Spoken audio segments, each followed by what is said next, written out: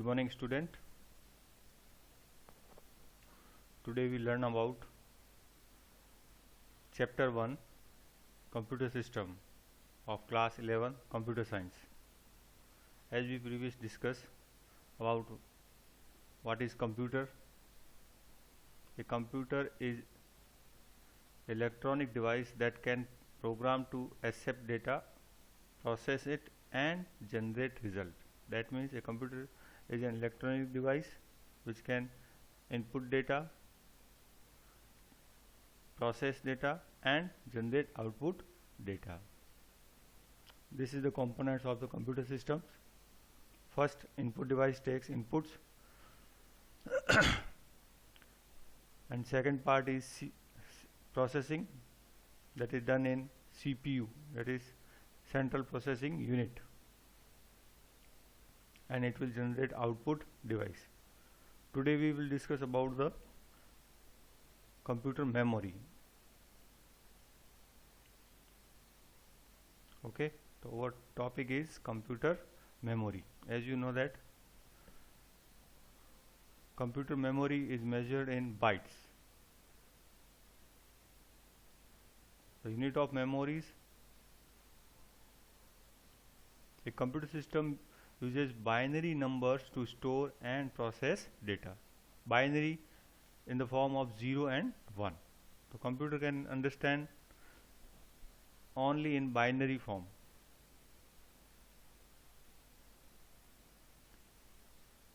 The smallest individual unit is bit, 0 or 1, and 4 bit is equal to 1 nibble. Please note it.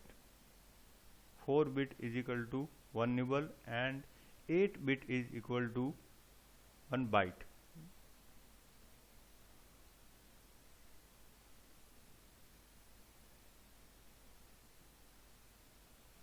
Here you know that measuring of digital data in the bytes, KB, kilobytes, 1 KB is equal to 124 bytes, MB, GB, TB, gigabyte, terabyte, megabytes, you know very well. That's now types of memory. There are two types of memory in computer systems.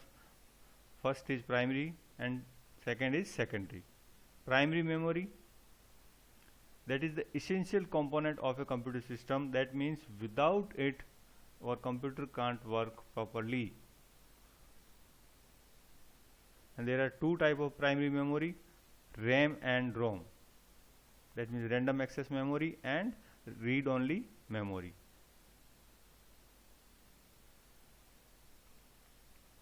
We can classify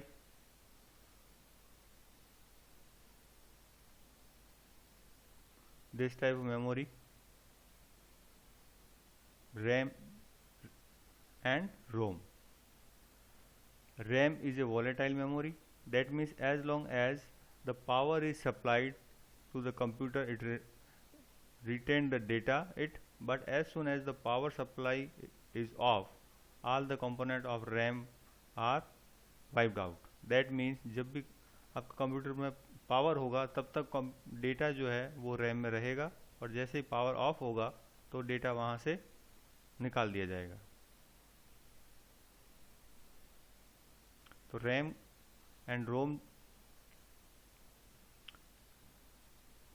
both are called primary memory. RAM are further classified SRAM and DRAM. SRAM means static RAM and DRAM means dynamic RAM. It can read data and write data, but ROM can only read data. As its name suggests, read only memory. That means it can perform only read operation. And further it can be classified as PROM, programmable ROM, EPROM, erasable and programmable ROM, EEP ROM, that means electronical erasable programmable ROM. Okay, so this is the classification of the or primary memory.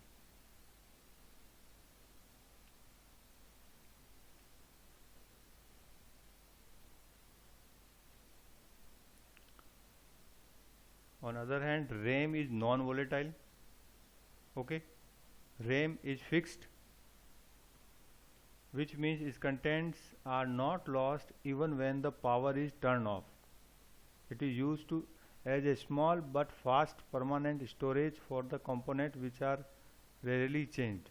For example, the startup program, bootloader. The startup program is called booting, and one program that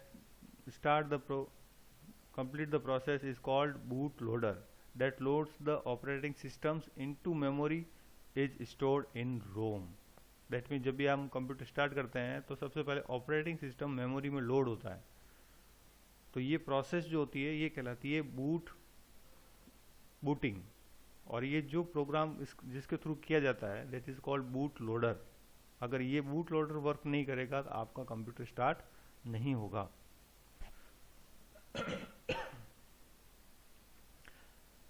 एक और तरह की memory होती है जो कि होती है कैशे मेमोरी. कैशे मेमोरी जो होती है वो रैम से फास्टर होती है. ठीक है, कैशे मेमोरी. इसका अगर डायग्राम अगर आप देखना चाहें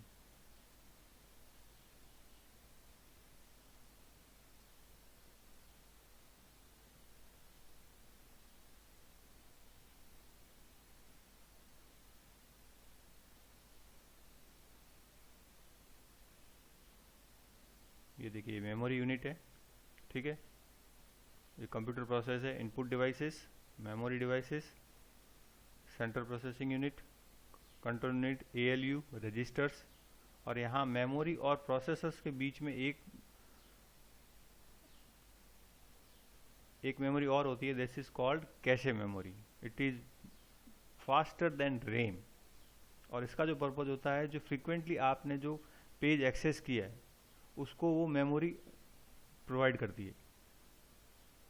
it stored data, the copies of the data from frequently access primary memory location, thus reducing the average time required to access data from primary memory.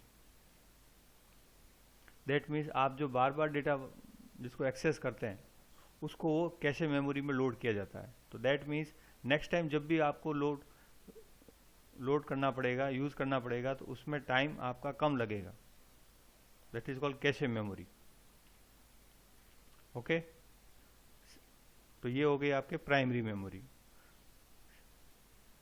Now second type memory is secondary memory, SSD. This is called secondary storage device, SSD. अब SSD में कौन कौन से device होते हैं? You know very well. Pen drive, hard disk, CD drive, memory cards जो आप mobile cards में यूज़ करते हैं वो भी हो सकते हैं, टैप ड्राइव हो सकती है. ठीक है, तो ये डिफरेंट टाइप के डिवाइस है जो कि मेमोरी स्टोरेज के पर्पज़ के लिए यूज़ होते हैं. ये आप अपने हिसाब से इसकी कैपेसिटी कम ज़्यादा भी हो सकती है. जैसे हार्ड डिस्क है वो GB में होगी, पेन ड्राइव में आज के टाइम GB में आती है, 2GB, 4GB, 8GB, 16GB, इस ऑर्डर में आगे वो बढ़ती है. इसी तरह से CD ड्राइव है, दैट इज कॉम्पैक्ट डिस्क, और DVD. तो ये सेकेंडरी डिवाइस जो होती है, जितने भी आपका डेटा है, इंफॉर्मेशन है, उसको वो स्टोर करता है. The secondary memory device is non volatile and has larger storage capacity than primary memory. Correct है, नॉन वोलेटाइल है. नॉन वोलेटाइल मीन्स अगर पावर ऑफ भी हो जाता है तब भी इंफॉर्मेशन आपकी वहाँ स्टोर रहती है, वो वहाँ पे डिलीट नहीं होगी. एंड हैज़ लार्जर स्टोरेज, तो स्टोरेज तो लार्जर है ही. आप देखिए हार्ड डिस्क आज के टाइम में 1 TB की भी आ रही है. ठीक है ना, तो ज़्यादा से ज़्यादा डेटा को स्टोर करने के लिए आपको सेकेंडरी डिवाइसेस का यूज़ किया जाता है. अब इसमें से कुछ इनके मीनिंग्स हैं. जैसे देखिए SDD, hard disk drive, CD DVD, compact disk, और DVD है डिजिटल वीडियो डिस्क. तो ये डिफरेंट टाइप्स के डिवाइसेस है जो मेमोरी, सेकेंडरी मेमोरी को यूज़ होते हैं. ठीक है, उसके बाद में आता है data transfer between memory and CPU. Memory और CPU के बीच में डेटा ट्रांसफ़र होगा कैसे? जैसे यहाँ से आपने मेमोरी यूनिट लिया है, देखिए मेमोरी यूनिट से इंफॉर्मेशन जो है वो प्रोसेसर में जाता है, प्रोसेसिंग होती है, और प्रोसेसिंग होने के बाद में फिर वापस मेमोरी में रिजल्ट आता है और वापस उसको फिर आउटपुट में दिया जाता है। तो ये सारा जो वर्क है ये किसके थ्रू किया जाता है? ये किया जाता है बस के through. A computer system using physical wires called बस। ओके, तो बस में यहाँ 3 तरह की बस होती है। First is data bus, second is address बस, and third one is control bus.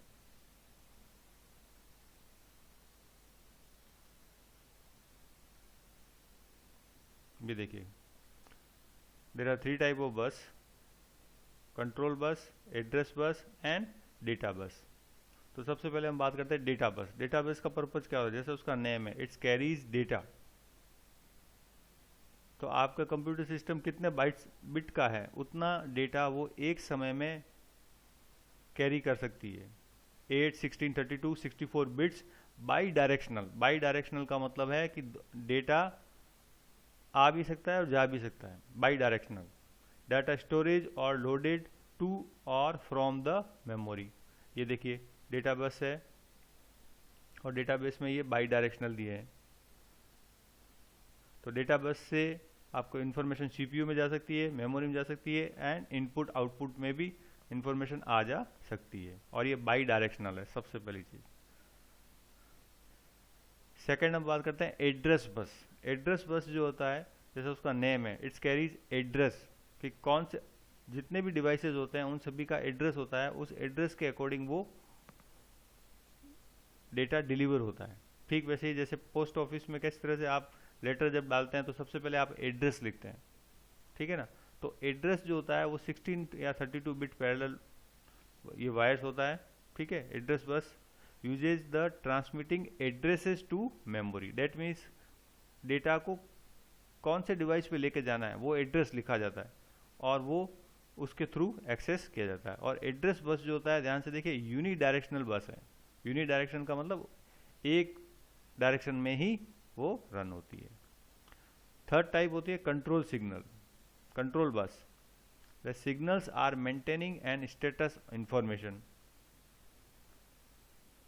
That means वो इंफॉर्मेशन जब आप डेटा को कैरी करके ले जा रहे हैं एड्रेस के साथ, वहाँ पर अगर वो डिवाइस रेडी है या नहीं है, जब रेडी होगा उसकी स्टेट को वो कवर करती है। अगर वो डिवाइस रेडी है तब तो वो इन्फॉर्मेशन जाएगी, अदरवाइज वो वेटिंग में रहती है।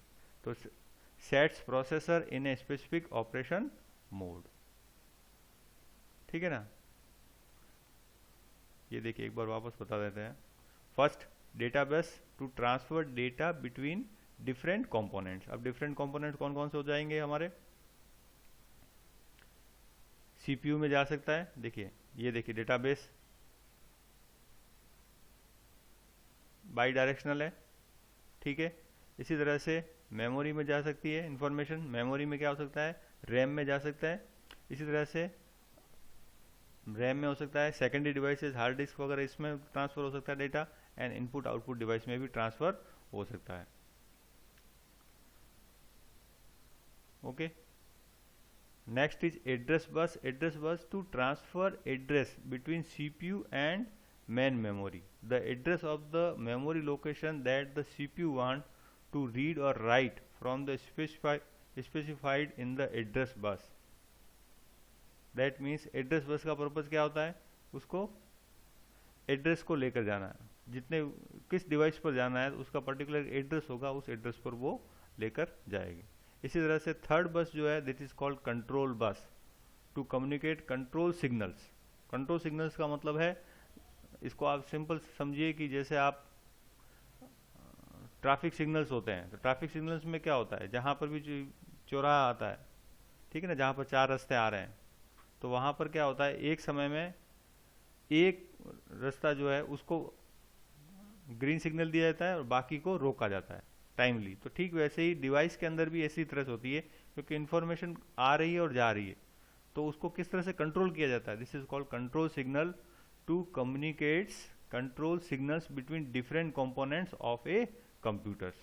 So that means जो इन्फॉर्मेशन आ रही है वो किस ऑर्डर में आएगी, किसको वेट करना है, किसको अलाउ करना है, तो ये सब प्रोसेस देखने का काम जो है वो कंट्रोल बस करती है। ऑल दिस थ्री बस कलेक्टिवली मेक द सिस्टम बस, और इन तीनों को हम कलेक्टिवली क्या कहा जाता है, सिस्टम बस। तो ये तीनों बस मिलकर के कहलाती है कंट्रोल सिस्टम बस। कौन कौन सी हो गई, first is data bus, second is address बस, and third one is control bus. ठीक है, ये इसका डायग्राम है, तो देख लीजिए जितने भी आपके कंप्यूटर के कंपोनेंट्स हैं वो सारे के सारे कनेक्ट होते हैं इन सिस्टम बस से। ठीक है, तो इंफॉर्मेशन, एड्रेस और कंट्रोल का मतलब ये सिग्नल्स को चेक करते हैं। ठीक है, तो सीपीयू इस तरह से इंटरेक्ट करता है और वर्क इस तरह से करता है। As the CPU interact directly with the main memory and the data entered from input device और the data to be access from hard disk needs to be placed in the main memory. तो information आपकी जो है वो CPU to memory जा सकती है, memory to input output device है, तो उसको किस तरह से कैरी करना है वो सारा काम जो है डेटा बस करता है। ठीक है, किस तरह से किया जाता है, एक सिंपल एग्जांपल ले लेते हैं। सपोज कीबोर्ड से कोई इन्फॉर्मेशन आपने दी, तो वो इन्फॉर्मेशन जाने के बाद, ठीक है, वो इन्फॉर्मेशन के अंदर क्या होगा, फर्स्ट डेटा होगा जो कि डेटा बस कैरी करेगी, एड्रेस होगा कि एड्रेस एग्जैक्टली वो किसको कहाँ जाना है। जैसे फॉर एग्जांपल आपने लिखा 2+2, तो 2+2 पहले इनपुट डिवाइस से होते हुए आपके प्रोसेसर में जाएगी, तो इसका एड्रेस कहाँ लिखा जाएगा, या तो मेमोरी में लिखा जाएगा और मेमोरी से प्रोसेसर में लिखा जाएगा, तो इसका address bus. Next third bus जो है कंट्रोल बस, वो क्या करेगी, वो चेक करेगी प्रोसेसर पहले बिजी तो नहीं है, अगर बिजी है तो कुछ सेकंड्स के लिए उसको वेट करती है। अब सेकंड में भी क्या होता है, ये मिली सेकंड में होता है, तो हमें पता भी नहीं चलता है कि हमारा इंस्ट्रक्शन कितना फास्ट हो रहा है। ठीक है ना, तो ये इंस्ट्रक्शन इस तरह से, तो ये तीनों बसें यूज किए जाते हैं, फिर प्रोसेस किया जाता है और प्रोसेस होने के बाद डेटा को आगे प्रोसेस करके आपको आउटपुट दिया जाता है। तो इस तरह से ये बस सिस्टम आपका वर्क करता है। ठीक है, नेक्स्ट इज माइक्रो प्रोसेसर्स। जैसा उसका नाम से ध्यान से देखिए, माइक्रो मीन्स छोटा, प्रोसेसर्स का मतलब दैट प्रोसेस जिसके अंदर एक process, microprocessor. In earlier days, a computer system CPU used to occupy a large room or multiple cabinets. पहले टाइम में कंप्यूटर्स जो होते थे बहुत बड़े बड़े होते थे, तो उनको अब स्मॉल करके ए प्रोसेस, उसके अंदर CPU होता है, processor which is implemented on a single microchip is called micro processor. That means जो मदरबोर्ड के अंदर आपने जो प्रोसेसर यूज कर रहे हैं, this is called micro processor, बहुत छोटा है। Now days almost all the CPU are microprocessor, hence the terms are used synonymously for practical purpose. Microprocessor is a small size electronic components inside a computer that carries out various tasks involve data processing as well as arithmetic and logic. ALU होता है तो वो भी करेगा, और इसके साथ में CU भी होता है, कंट्रोल यूनिट। ठीक है, और उसके अंदर जो क्या होते हैं, IC लगे होते हैं, सर्किट्स अगर आपने देखा हो तो ये जो होते हैं सर्किट्स होते हैं। देखिए ये आपको डायग्राम से दिखाने की कोशिश करते हैं।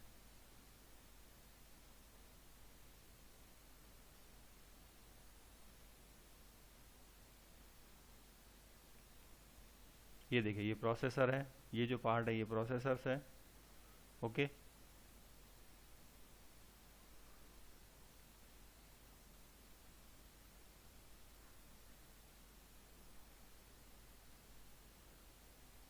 और इसमें क्या क्या चीज़ें होते हैं, millions of small components like registers, transistors, diodes, या सब आप फिजिक्स के हैं, फिजिक्स से रिलेटेड है, रजिस्टर्स, ट्रांजिस्टर्स, डायोड्स।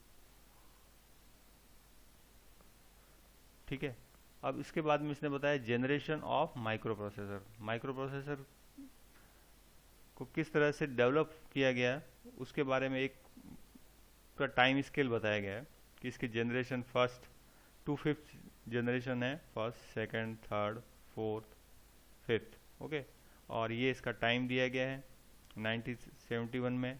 तब यूज किया जाता है LSI। LSI का means large scale integrated circuit. Okay, word size, word size का मतलब है एक समय में कितने वर्ड्स, कितने बाइट्स पर वो वर्क करता था, तो 4 to 8 बिट पर वर्क होता था। और मैक्सिमम मेमोरी उसकी क्या रहती थी, 1 KB। देखिए 1 KB उसकी मैक्सिमम मेमोरी होती थी। अब आप सोचिए फर्स्ट जनरेशन का जो प्रोसेसर होगा उसकी स्पीड क्या हो रही होगी, क्लॉक स्पीड। क्लॉक स्पीड हमेशा काउंट की जाती है हर्ट्ज में।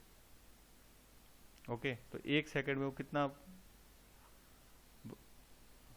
कंपन करता है, हर्ट्ज के अंदर ली जाती है। ओके, और कोर्स, कोर्स का मतलब है कितने पार्ट होते हैं, प्रोसेसर कितने होते हैं, सिंगल है मल्टीपल है, तो सिंगल, सबसे पहले सिंगल ही चल रहे थे। अब इस तरह से ये प्रोसेसर के नेम आपको याद रखना है। सबसे पहले आया इंटेल का 8080। ओके, सेकंड जनरेशन में इसको डेवलप करके इंटेल ने बनाया 8085। ओके, इसी तरह से थर्ड जनरेशन में इंटेल का प्रोसेसर नेम आया एग्जाम्पल में 8086। फोर्थ जनरेशन में 8386। एंड फिफ्थ जनरेशन जो हम यूज़ कर रहे हैं जैसे पेंटियम है, सेलेरॉन है, जियोन है, तो ये प्रोसेसर यूज़ हो रहे हैं। जैसे पेंटियम में 3, पेंटियम 4, ओके। और अभी आज के टाइम में जो प्रोसेसर चल रहे हैं आपको पता होगा i3, i7, i9, इस तरह से प्रोसेसर यूज़ हो रहे हैं। ओके, अब माइक्रो प्रोसेसर की बात कर रहे हैं तो इसमें आपको कुछ टर्म्स यूज़ करने को बोला होगा कि क्या क्या टर्म्स यूज होते हैं। First term is word size. Word size का मतलब है maximum number of bits that A micro processor can process at a time. एक समय में कितने वो वर्ड्स को यूज किया जाता है। जनरली वर्ड्स जो पहले यूज किया जाता था वो 8 बिट्स का होता था, ठीक है। It was maximum limit to that time 8%। The minimum word size is 16 bit and maximum word size is 64 bit, ठीक है ना। तो वो आपके ऑपरेटिंग सिस्टम जो इंस्टॉल किया है उसके अकॉर्डिंग वो वर्ड साइज डिफाइन करता है। 32 बिट है तो 32 बिट होगा, 64 बिट है तो 64 बिट होगा। Next term is use memory size. वो डिपेंड करता है आपका रैम का साइज क्या है, ठीक है। तो रैम के साइज के अकॉर्डिंग आप इसमें ले सकते हैं।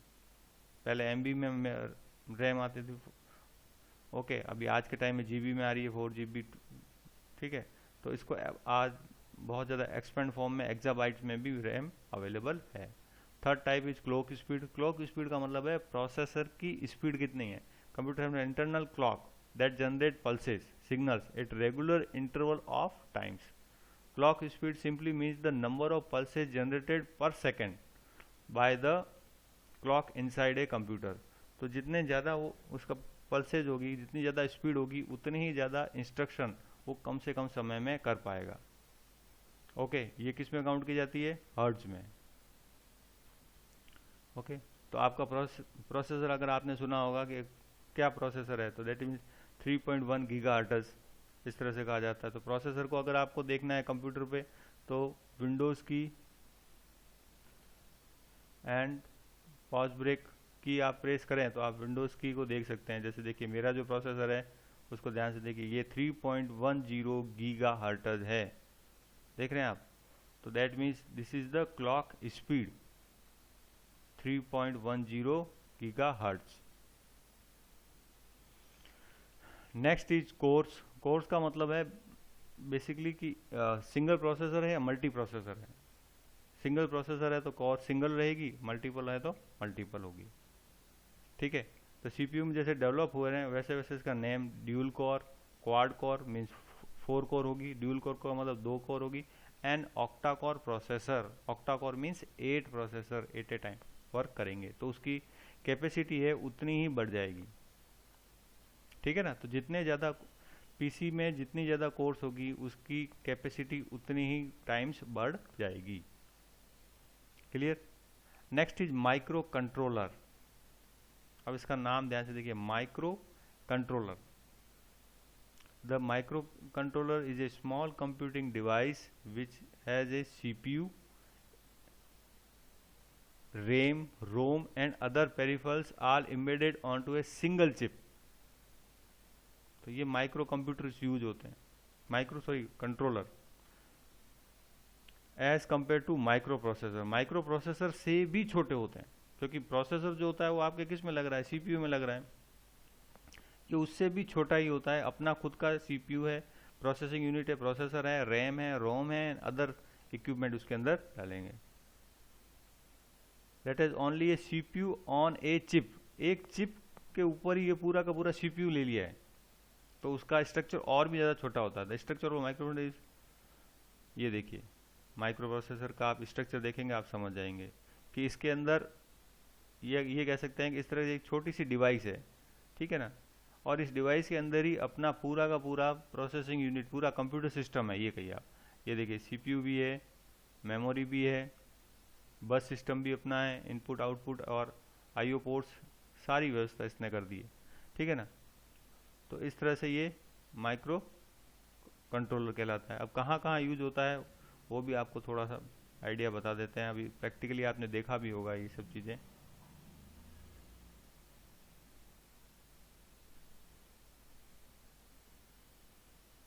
ये देखिए example when microcontrollers are used, कहाँ कहाँ यूज होते हैं।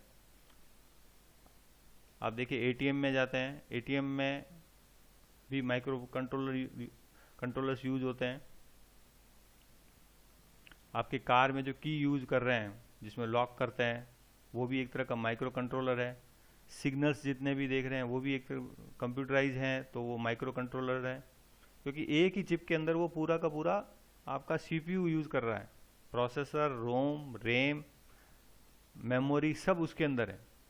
Self driving car, embedded system, ये that all are embedded system. ये जितने भी सिस्टम्स देख रहे हैं एम्बेडेड सिस्टम्स हैं, ठीक है ना। तो ये माइक्रो कंट्रोलर्स हैं, that all are called microcontrollers, ठीक है ना। ये सब कंप्यूटर बेस्ड है।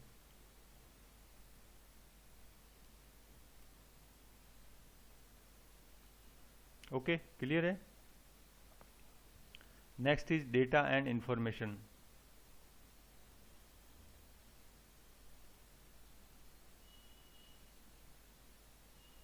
Data and information, data and its type.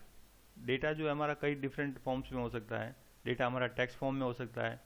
Text में क्या क्या हो सकता है, अल्फ़ाबेट्स हो सकते हैं, capital alphabets, small alphabets, digit 0 to 9 हो सकते हैं, स्पेशल सिंबल्स हो सकते हैं जो कि आप कीबोर्ड पे देख रहे हैं, हैश, @ तो इस तरह के सिंबल्स हो सकते हैं, ठीक है। तो डेटा को इनपुट भी किया जा सकता है, डिफरेंट फॉर्म के अंदर हो सकता है। इसी तरह से इमेज फॉर्म में हो सकता है, ऑडियो फॉर्म में हो सकता है, वीडियो फॉर्म में हो सकता है, ठीक है ना। तो जैसे इमेज फॉर्म में है तो जैसे RGB, जितने भी कलर्स हैं वो 3 कलर से बनते हैं, रेड, ग्रीन, ब्लू। उन फॉर्म्स के अंदर आप उसमें डेटा दे सकते हैं। A video is a map up of frames. Video में क्या होते हैं, फ्रेम्स होते हैं। A free receipt is made of numeric and non-numeric characters. Primarily there are 3 types of data. कितने टाइप्स का होता है, first is structure data. Structure data का मतलब है data which follows a strict record structure. उसका स्ट्रक्चर फिक्स होता है कि किस इस रिकॉर्ड में कैसा रहेगा, and is easily comprehensed is called structure data. उसको आप इजीली आप समझ सकते हैं। जैसे आपके यहाँ जैसे यहाँ एक टेबल दी गई है, देखिए स्टूडेंट टेबल है, रोल नंबर दिया है, नेम दे दिया गया, मंथ और अटेंडेंस। तो स्ट्रक्चर डेटा के अंदर का क्या होता है कि सारी कॉलम्स में फिक्स होता है कि किस तरह की वैल्यू जाएगी। जैसे रोल नंबर है तो रोल नंबर में देखिए ये R1, R2, R4, 5 इस ऑर्डर में जा रहा है, तो यही ऑर्डर फॉलो किया जाएगा। देखिए एक प्रॉपर पैटर्न मैच किया जा रहा है। अब कोई भी नंबर जो है वो R से स्टार्ट हो रहा है, सभी के सभी, ठीक है। तो एक पैटर्न है, उसको मैच किया जाता है। नेम है तो नेम में सिर्फ टेक्स्ट आ सकता है, वो अलाउ है, डिजिट अलाउ नहीं है। मंथ में भी कैरेक्टर अलाउ है। अटेंडेंस में न्यूमेरिक डेटा आ रहा है। तो इस तरह से कहा जाता है अगर आपने किसी भी कॉलम को फिक्स किया है कि पर्टिकुलर किस टाइप का डेटा उसके अंदर फिक्स रहेगा। जैसे अटेंडेंस में मैंने कहा कि ओनली न्यूमेरिक डाटा आना चाहिए, ऐसा नहीं कि अटेंडेंस में 1 2 3 आ रहा है तो वो स्ट्रक्चर डेटा नहीं होगा। स्ट्रक्चर डेटा का मतलब है जो जिस डेटा का टाइप है उसी डेटा टाइप के अंदर ही आप उसमें एंटर कर रहे हैं, तो this is called structured data. Next is unstructured data. Unstructured data means data which are not organize in a predefined record format is called unstructured data. Unstructured data का मतलब है कि आपका जो इन्फॉर्मेशन है वो डिफरेंट फॉर्म के अंदर है। जैसे फॉर एग्जांपल ये देखिए, ये टेक्स्ट है, अब इसमें से ये देखिए, ये ग्राफ है, ये जो दिया जा रहा है ये ग्राफ दिख रहा है, ठीक है। इन्फॉर्मेशन के अंदर इस तरह से जो रिपोर्ट कार्ड दिए जा रही है, तो इसके अंदर डिफरेंट टाइप्स के डेटा टाइप्स यूज हो रहे हैं, ठीक है ना। Example includes audio, video files, graphics, text documents, social media post, images. तो ये अगर सभी डेटा को मिक्स करके यूज किया जाता है और उसमें कोई फिक्स नहीं है कि किस में किस टाइप का डेटा आएगा, तो ये कहलाता है अनस्ट्रक्चर्ड डेटा। और उसके बाद में आता है सेमी स्ट्रक्चर्ड डेटा। तो सेमी स्ट्रक्चर्ड डेटा जो है स्ट्रक्चर्ड और अनस्ट्रक्चर्ड के बीच में मेंटेन होता है, तो कुछ हद तक वो स्ट्रक्चर्ड डेटा होता है। Data which have no well defined structure but maintain internal tags और marking to separate data element by called semi structured data. अब जैसे देखिए इसमें क्या सभी में टैग्स लगे हुए हैं।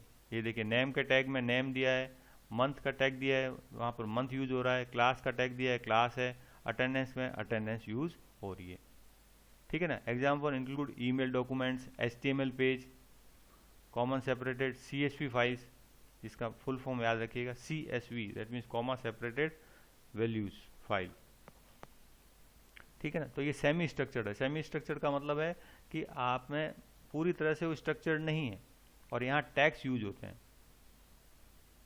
टैग्स या मार्किंग। जैसे देखिए नेम की वैल्यू दे रहे हैं तो यहाँ नेम आ रहा है, मंथ में दे रहे हैं तो मंथ की वैल्यू मंथ आ रहा है, तो पहले मंथ लिखा है, टैग लिखा जाएगा, ठीक है ना। तो ये कहलाता है सेमी स्ट्रक्चर्ड डेटा।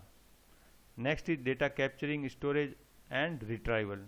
डेटा को कैप्चर कैसे करते हैं, मतलब इनपुट कैसे करते हैं, स्टोरेज कैसे करते हैं, मतलब मेमोरी में कैसे स्टोरेज होगा, और रिट्राइवल का मीन्स है कि जो डेटा आपके पहले से मेमोरी में स्टोर है, हार्ड डिस्क पर स्टोर है, तो उसको कैसे एक्सेस किया जाता है। अब डेटा कैप्चरिंग है, या यू नो वेरी वेल कि डेटा को इनपुट कैसे कराया जा रहा है, उसके थ्रू किया जाता है। इनपुट किसके थ्रू कराया जा सकता है, कीबोर्ड के थ्रू किया जा सकता है। और अगर आपने देखा हो कि कहीं पर मॉल्स वगैरह में जाते हैं तो एक और डिवाइस यूज करते देखा होगा, barcode, that means capturing data using barcode reader.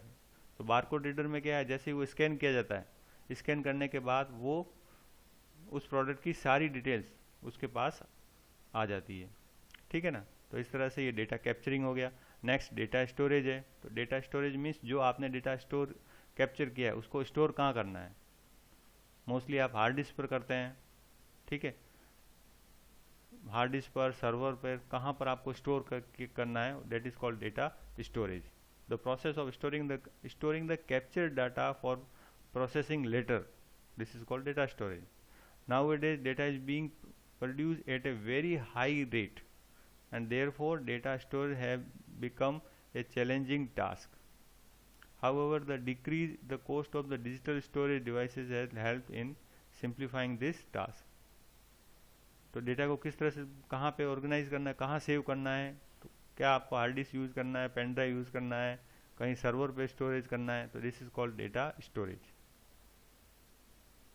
ठीक है ना। डेटा सर्वर्स, ये देखिए नाम से यूज हो रहा है। जहाँ बड़ी बड़ी कंपनी है जहाँ पर वो आपका डेटा यूज कर कैप्चर इनपुट कराने के बाद जो सेव कर रहती है, that is called data server and deploy to store vast amount of data. Next is data retrieval. Data retrieval का मतलब जहाँ डेटा सेव है उसका अब डेटा को यूज करना, ठीक है। It involves fetching the data from the storage device for its processing as per the user requirement.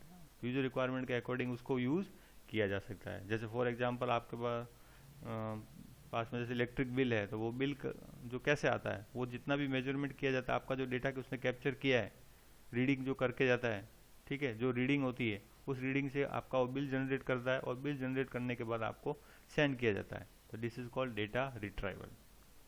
Clear है। Next data deletion and recovery. Data को डिलीट कैसे किया जाता है, और अगर कोई गलती से डेटा डिलीट हो जाता है तो उसको रिकवर भी किया जा सकता है। डेटा डिलीशन क्यों करते हैं? कई बार क्या होता है, डेटा बहुत सारा हो जाता है या डुप्लीकेट हो जाता है तो उसको, या मेमोरी फुल हो जाती है तो कई बार उसे डिलीट भी करना पड़ता है। इसी तरह से कई बार गलती से कोई फाइल डिलीट हो जाती है, ठीक है, इंपॉर्टेंट फाइल होती है और सपोज डिलीट हो जाती है तो उसको रिकवर करना, दिस इज कॉल्ड रिकवरी, ठीक है ना। तो ये होता है डिलीशन एंड रिकवरिंग। तो मेमोरी से कैसे रिकवर किया जाता है, लिखा है, देखिए, डेटा गेट्स डिलीटेड एक्सीडेंटली और करप्टेड। कई बार क्या होता है, हार्ड डिस्क वगैरह है वो करप्ट हो जाती है। There are eyes to need to recover the data. Recovery of the data is possible only if the content और memory space marked as deleted have not been overwritten by some other data. That means जो data है वो आपका physical form में data damage नहीं होना चाहिए। तो data recovery is a process of retrieving deleted, corrupted and lost data from secondary storage devices। ठीक है, फर्स्ट क्या क्या कंसर्न रहता है? First is deletion by some unauthorised person और software. This concern can be avoided by limiting access to the computer system. मतलब इस तरह से है कि एक कंप्यूटर सिस्टम पे अगर बहुत सारे लोग यूजर काम कर रहे हैं तो उनको एक्सेस करने का लिमिटेड एक्सेस दिया जाए। जैसे फॉर एग्जांपल कोई फाइल को ओपन कर सकता है, रीड कर सकता है। आपने देखा होगा एक रीड ओनली करके भी परमिशन आती है फाइल में। अगर आप ये फिक्स कर देते हैं तो यूजर सिर्फ उस फाइल को रीड कर सकता है, उसमें चेंज नहीं कर सकता है। एंड यूजिंग पासवर्ड भी आप मेंटेन कर सकते हैं। Other concern related to unwanted recovery of data by unauthorize user और सॉफ्टवेयर। कई बार क्या होता है, डेटा आपका डिलीट हो जाता है और उस डेटा को रिकवर करना पड़ता है, ठीक है ना। तो ये कहलाता है रिकवरीज।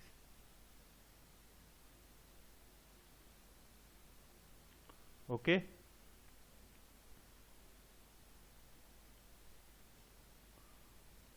तो एक बार वापस थोड़ा सा रिवीजन करवा देते हैं क्या क्या आज करवाया है आपने। वो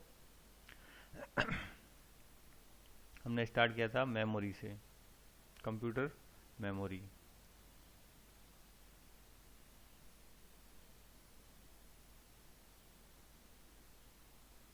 ओके, कंप्यूटर मेमोरी में कितने टाइप्स की मेमोरी है? 2 टाइप्स, प्राइमरी एंड सेकेंडरी। और मेमोरी के मेजर्स किस में किया जाता है?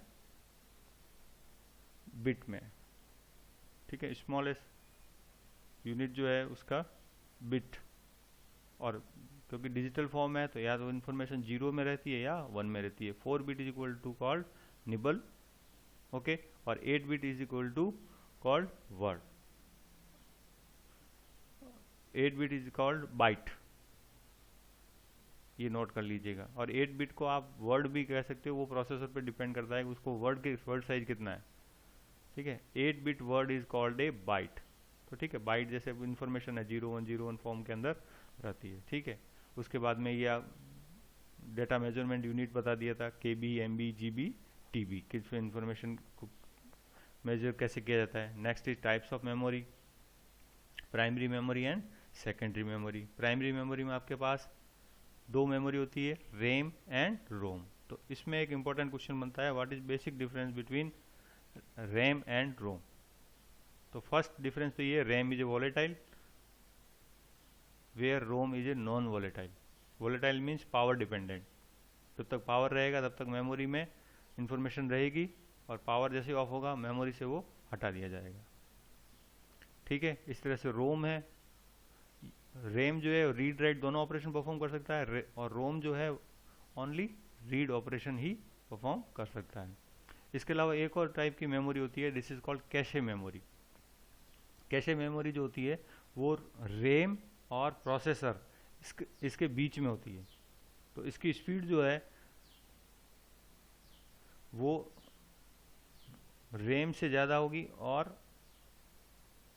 प्रोसेसर से कम होगी। तो इसका जो मेन पर्पज होता है कि कंप्यूटर के स्पीड को और ज़्यादा बढ़ाना, ताकि जो इन्फॉर्मेशन CPU से रैम और रैम से CPU जो इन्फॉर्मेशन जाती है उनके बीच में ये स्टोर किया जाता है, ताकि जो फ्रीक्वेंटली आप पेज लोड कर रहे हैं फ्रीक्वेंटली इन्फॉर्मेशन लोड कर रहे हैं उसको आप कम समय में एक्सेस कर सकें, ठीक है ना। This is called cache memory.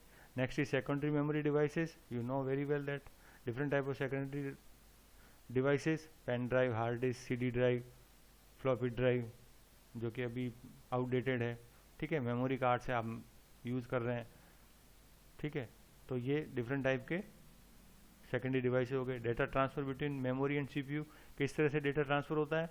वो ट्रांसफर होता है डेटा बस के थ्रू। दिस इज कॉल्ड बस, ठीक है, सिस्टम बस। देयर आर 3 टाइप ऑफ बस। फर्स्ट इज डेटा बस, जो डेटा को कैरी करता है। सेकेंड इज एड्रेस बस, that carries the address of the components, and third bus is control bus. See this data bus, address bus and control bus. इसको आप diagram से समझिए एक बार तो आप इजीली समझ जाएंगे क्या डेटाबेस सिस्टम होता है और इनका क्या पर्पस होता है, कैसे ये वर्क करती है, ठीक है। उसके बाद हमने समझा माइक्रो प्रोसेसर्स क्या होते हैं, जो मदरबोर्ड के ऊपर जो प्रोसेसर्स यूज हैं, this is called micro processor. अब इसको माइक्रो प्रोसेसर्स क्यों कहा जा रहा है? क्योंकि बहुत पहले टाइम में जब CPU डेवलप हुआ था तब वहाँ प्रोसेसर बहुत बड़े बड़े होते थे, अभी प्रोसेसर बहुत छोटे हो गए, that's why it's called micro processor. और माइक्रो प्रोसेसर्स का ये जनरेशन टेबल्स हैं और ये प्रोसेसर्स नेम है, कैसे कैसे उसका किस टाइम में 5 जनरेशन्स दी गई है, 5 जनरेशन में कैसे डेवलप किया गया उसके बारे में टेबल्स को समझ लीजिए। Micro processor specification, okay, word size बता दिया था। वर्ड साइज का मतलब एक समय में कितने वर्ड बाइट वो रीड इंस्ट्रक्शन को कैरी कर सकता है, this is called word size. Next is memory size. Memory size का मतलब है आपका रैम का साइज क्या है, मेमोरी साइज रहेगा। Third one is clock speed. Clock speed का मतलब प्रोसेसर का आपका क्लॉक स्पीड क्या है, this is called clock speed, और ये मेजर की जाती है हर्ट्ज में, और अभी जो आ रहा है वो गीगा हर्ट्ज में का काउंट हो रही है, ठीक है। कोर्स का मतलब है कंपोनेंट्स ऑफ ए CPU, ठीक है। पहले जब प्रोसेसर बने थे उसमें सिंगल प्रोसेसर कोर था, अभी dual core, quad core and octa core processors use हो गए। अगर आप मोबाइल्स भी यूज़ कर रहे हैं तो उसमें भी अगर स्पेसिफिकेशन पढ़ेंगे तो उसमें भी इस तरह से लिखा होता है dual core, quad core, octa core processor. That means core का मतलब है एक प्रोसेसर यूनिट, ठीक है ना। तो जितने ज़्यादा प्रोसेसर कोर्स होंगे वो उतना ही स्पीड उसकी बढ़ जाएगी, उसकी इफिशिएंसी उतनी ही ज़्यादा बढ़ जाएगी। Next one is microcontroller. Microcontrollers means एक छोटा सा डिवाइस जिसके अंदर CPU, RAM, ROM and memory वो एम्बेडेड करके दिया जा रहा है, ठीक है ना, माइक्रो कंट्रोलर्स है, ठीक है ना। ये देखिए इसके डायग्राम से आप समझ सकते हैं कि एक ये इस तरह से देखिए छोटा सा चिप है, ये जो दिया जा रहा है ये छोटी सी चिप है, ठीक है ना। ये चिप के अंदर ही ये सब चीज़ें फिक्स है, CPU है, मेमोरी है, इनपुट आउटपुट है, सब दिया जा रहा है। और इसके एग्जाम्पल्स ये देखिए, एम्बेडेड सिस्टम्स जैसे ATM में यूज़ होते हैं, कार के जो की है उसमें आप यूज़ कर रहे हैं, माइक्रो कंट्रोलर है। ऑटोमेटिक ऑटो लॉक होता है, ठीक है, सिग्नलिंग में यूज होता है। तो इस तरह से ये सब एम्बेडेड सिस्टम के अंदर माइक्रो कंट्रोलर्स यूज होते हैं। माइक्रो कंट्रोलर का मतलब एक चिप के अंदर ही पूरा CPU आपको फैसिलिटी दे दी गई है। Next data and information. Data and information के अंदर डेटा एंड इट्स टाइप्स बताए आपको, ठीक है। इन्फॉर्मेशन किस टाइप में हो सकती है, टेक्स्ट फॉर्म में हो सकती है, इमेज फॉर्म में हो सकती है, ऑडियो फॉर्म में हो सकती है, वीडियो फॉर्म में हो सकती है। अब डेटा टाइप्स को कितने टाइप्स में डिफाइन किया गया, 3 types, structured data, unstructured data and third one is semi structured. Structured data जिसमें इंफॉर्मेशन एग्जैक्टली सही तरह से इन्फॉर्म स्टोर की जाती है, this is called structured data. तो इसको आप इजीली रीड कर सकते हैं, इजीली उसके ऊपर ऑपरेशन परफॉर्म किए जा सकता है, ठीक है ना। इन्फॉर्मेशन एक ही टाइप की इन्फॉर्मेशन रहती है, जैसे देखिए टेक्स्ट है, ये सब के सब टेक्स्ट के अंदर है, ठीक है।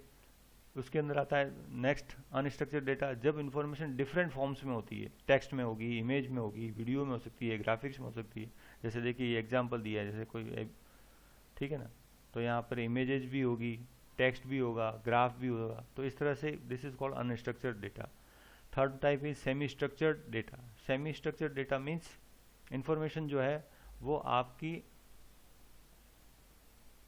डिफरेंट फॉर्म में होगी और सभी में टैग्स यूज होंगे। देखिए यहाँ जैसे देखिए ये नेम टैग लगा है, नेम में नेम वैल्यू लिखी है, मंथ टैग लगा है।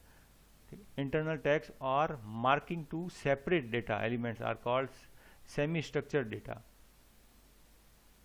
ओके, तो ये कहलाता है सेमी स्ट्रक्चर्ड। पूरी तरह से वो स्ट्रक्चर नहीं है लेकिन आधा स्ट्रक्चर इसमें आ चुका है। नेक्स्ट आपको बताया डेटा कैप्चरिंग। कैप्चरिंग का मतलब है इनपुट कैसे करना है। नेक्स्ट स्टोरेज एंड रिट्राइवल, उसके बारे में बताया। तो ये भी आप सिंपल है, जानते हैं सभी, ठीक है।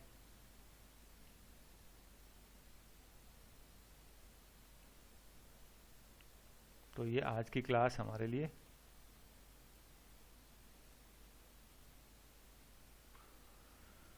Okay class.